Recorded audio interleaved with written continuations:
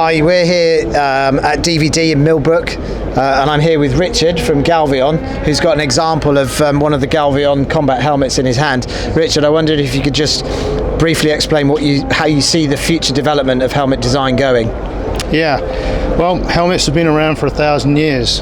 They've been basically the same thing. They've been a highly protective product that's protected in the olden times from axes and spears and arrows, and then moved on to ballistics and fragmentation and those sorts of things. And Galvion's been part of that modification to current helmet designs over the last decade, where we've been working to bring survivability, protection, mandible protection, and we started to integrate additional capabilities and electronic capabilities onto the helmet. But the situation we find ourselves in today is that the helmet of today, functional, protective, deployed worldwide, is kind of coming to the end of its shelf life. The helmet itself needs to transform from a protective product onto something that's survivable and lethal.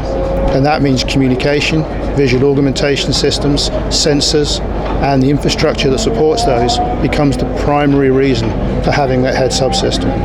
And that means that the protection, whilst super important, needs to take one step back as the main design driver.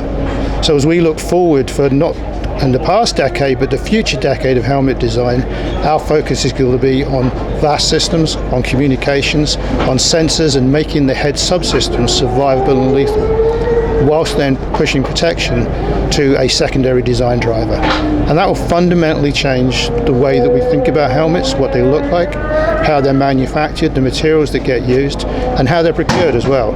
So there's some significant challenges both for industry and for the procurement system as well.